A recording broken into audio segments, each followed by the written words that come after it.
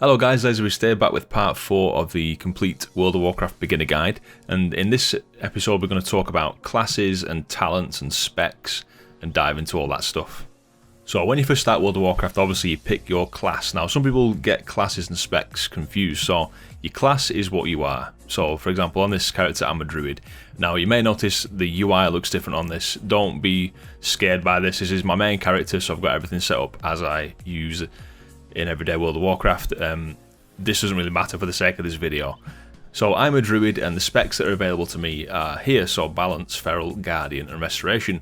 Now you may be wondering why I've got 4. Druids are the only class in the game that have access to 4 specs.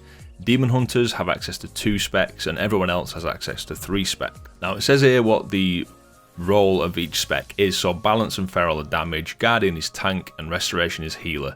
Now Guardian, well, tank specs and healer specs can do damage as well, but that's not the primary focus, so it's a lot less than the actual specific damage specs. So I'm going to switch over to balance and talk about that spec for you, because it's a damage spec and most people will probably be playing DPS to begin with. So with these specs, you can switch out of these at any time, so you don't need to be in a rested area to switch specs, but you do need to be in a rested area to switch talents, so you can activate any spec at any time, wherever you are in the world. So once you've changed spec, let's have a look at the talents. So these are the talents that I've already chosen, you can see, because they're green. Now obviously the UI will look slightly different on yours, but it's the same setup. So if you're level 10, you won't have access to this yet. It first becomes available at level 15, as you can see there. You get access to this first row of 3 talents, so you get 3 choices and you can choose one. Now you can switch out of these at any time when you're in a rested area, but you can't do this when you're not in a rested area. Although there is an item you can get which does allow you to do this, but it's quite rare. You can buy them on the auction house, but it's not something you're really going to need to do. So this collection of talents, any collection of talents, is known as a build. Now most specs have builds which are good at certain things. So for example, as a balanced druid, I've got a setup for raiding, which is good for that aspect of the game, but I have a totally different build for when I do PvP, so it does matter which combination of these talents you pick. Some of them complement each other, some of them don't go very well, some of them you will never choose because they're just not very good. But it really depends what you just want to get out of your spec. You know, what sort of content in the world do you want to focus on? Is it PvE? Is it PvP? Are you really pushing the top end of the game, or are you just trying to have fun and do whatever you want? You know, choose a nice fun build with the talents that appeal most to you. So when you're leveling up for the first time, I do advise that you just basically have a look at each of your talents when you unlock them, and just choose the one which sounds most fun, or which one you think you'll get the most use out of. For example, as a druid here, if I'm thinking, oh, the spec's quite slow, I've not got much astral power, I don't like having to wait to build up astral power so I can use abilities like Star Surge, then I can choose Nature's Balance, for example. If I feel like I'm getting hit quite a lot and, you know, dying too often, I can choose Force of Nature, so I get some treants to attack for me, and they'll taunt enemies off me. So you can really just choose whatever you fancy. It only really matters about having a perfect sort of setup of talents when you do start getting into dungeons and raids and PvP at max level. So before we worry too much about talents and builds, let's have a look at the specs. So if you go into your spellbook, which is P on the keyboard, you'll notice that you've got your abilities. This is your spellbook for everything that your character can do and cast, and all the passive abilities that you've got. So first of all, we'll have a look at general. Now this is anything to do with your race. So you've got racial abilities. So for example, I'm a Zandalari troll, so I've got this ability here, Pterodax Swoop, which is something that's only available to Zandalari trolls. I've also got regenerating, which is another one. Everyone has access to these things like auto attack, armor skills. That's just what you can do, so that's what druids can wear. Warriors, for example, can wear plate and mail and all that sort of stuff, and these are just other passives that are part of my race. These ones here are guild perks that, you know, you can access when you join a guild. So then you've got your druid specific abilities. This is what every druid spec can use. So, you know, guardian druids can use these, feral druids can use these. So druids are quite a complex one, which is why I've chosen to show this first, because you've got access to a lot of spells, and druids have different forms. So I can use bark skin, for example, in any form. I can be a cat and use it. I can also be a bear and use it. I've got dash. So I can be in Moonkin form and activate dash, and it'll put me in cat form. I can run really fast. So these are just abilities that you could use in any form, no matter what spec you are. But then you've got your spec specific spells. So if you go into balance here, I can only cast these spells while my specialisation is set to balance. If you watch what happens when I change to tank, it's Guardian spec. This will rotate into my Guardian abilities. So when you're getting your abilities for the first time, make sure you don't forget to check both of these tabs. When you first make your character, check your general tab and put any active abilities which are from your racial abilities section onto your action bars, and then check your druid ones and also your spec ones as you level up and gain more abilities. If an ability isn't on your bar and you've got access to it, it will flash like this. So this is just a reminder as you're going through your spellbook that this ability isn't bound. So you may want to put that on your bar. Once you've dragged it on, pop it there, it stops flashing. So I mentioned in a previous video about buffs and debuffs, so we can get into that a bit more now that we're on a max level character with, you know, many other spells. So we'll cast 2 debuffs on this enemy. So you can see there's 2 debuffs, Moonfire and Sunfire. So they're doing damage there, and you can see that's ticking away. So to that enemy, they're debuffs. If I want to buff myself, I can do something, one of my passives. If you look in the balance tree and we go to the end, your passive spells are always at the back of the spellbook. So these are things that just happen. They either happen randomly or they happen all the time, or it could be chances to happen. So things are known as procs, programmed random occurrences. So for example, if you cast this spell, there's a chance that it might increase your critical strike by 20% for 5 seconds. That's known as a proc. So as here as a balanced druid, I've got these mastery total eclipse. So solar eclipse increases nature damage dealt by 20%. So access is by casting 2 spells from the lunar spell category. So you can see there's number 2 there. If I cast 2 of these, it'll give me a buff. You can see I'm in eclipse, so solar. So every time I cast this spell, it's doing more damage and it's casting faster. So if you've got a buff on you that affects your spells, you can see that it glows on the border there. So you know to press it. If you watch, the buff's gone away. Now if I press this again, it's going to buff my other spell. Now this is specific to balanced druids. It's important to look through your spellbook on whatever class you are and look at your passives and see how your abilities interact with each other. Now if you want to look into your class in more depth and, you know, understand what you should be choosing for certain situations, I recommend either Wowhead or Icy Veins for class and spec guides. Both of those websites have guides in written format for every single spec. So you can go and look at those at any time and just try and get your head around, you know, what you should be doing. Now they also cover your rotation. So what I mean by rotation is the order in which you should cast your spells and abilities to get the most out of your character.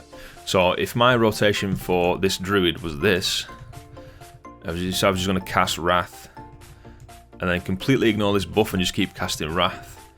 And I think, oh, I'm going to buff debuff this guy now. I've lost a lot of damage because I should have cast that at the start. This is a really bad rotation. So if I look at Icy Veins or Wowhead or any other, you know, YouTubers that specialize in a certain spec that you're playing, and they'll show you what to do. So you'll be able to get used to and practice your actual rotation and what you should be doing.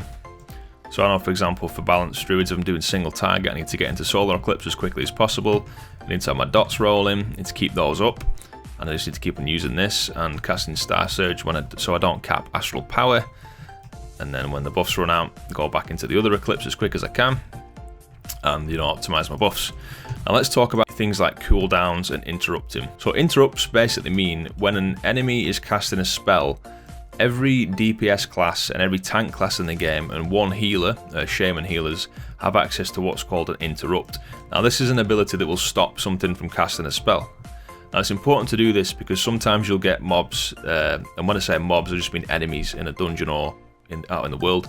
Sometimes you'll get mobs that will cast spells, for example a heal, so something might be nearly dead and it might try and heal itself, but you can kick that heal, and kick is just another way of saying interrupt. This comes from rogues, because rogues interrupt is called kick, so everyone just calls it, you know, kick the heal, which just means stop the heal from going off so that mob doesn't heal to full health and you can kill it.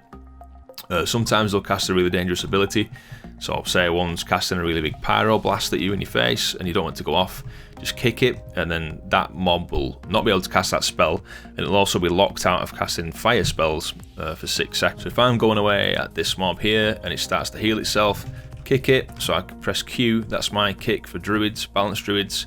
This is called Solar Beam, so I'll show you this in the spellbook.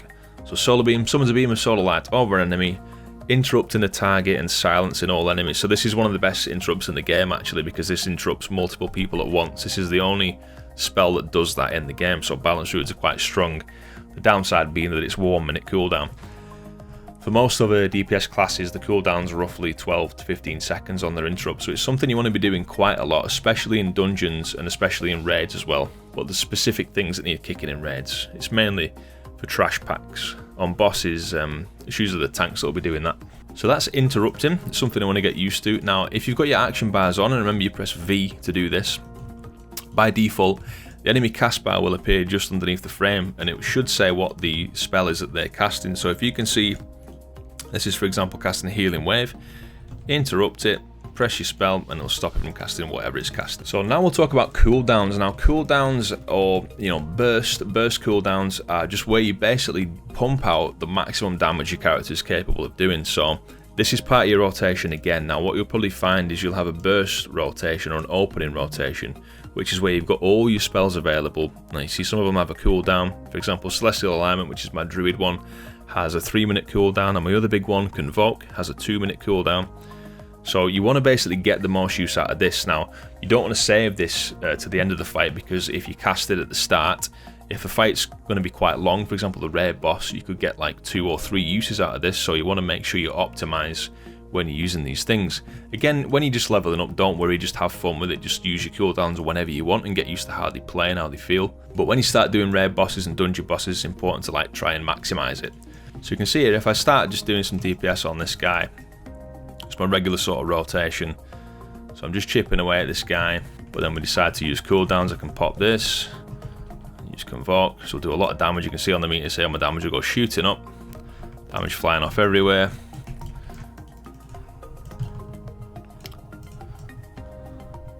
So my damage is quite high at this point. Do some AoE. I'll tell you about that as well in a second. And obviously that's my cooldown window over, so my damage will start to go down now. And that's that. So that's what cooldowns mean. Now I mentioned AoE, obviously this a single target is self-explanatory when you're just fighting one mob or one target at a time. When you're doing AoE, so you can see these guys are together. So this, for example, quick beam of solar light that burns the enemy, an additional to all enemies within 8 yards. If I press this, you can see it debuffs all those guys. It doesn't get this guy because he's too far away, so I can do that. So I've got this ability called Starfall, which is an AoE. So it calls down waves of falling stars upon enemies within 45 yards, so it's a massive range. So you can see it's bringing these stars down on all these guys. So most of the time in a dungeon or raid, you're just going to want to AoE. Whenever there's like 2 enemies or more stacked up together, you're going to want to AoE. Just so you can, kill them all at the same time. There's very niche situations where you will just want to focus down one target. So for example, if this guy is really deadly, you're going to want to use your single target abilities on him, try and get him down as quickly as you can. But most of the time, you're going to be trying to focus your damage on everyone in the group.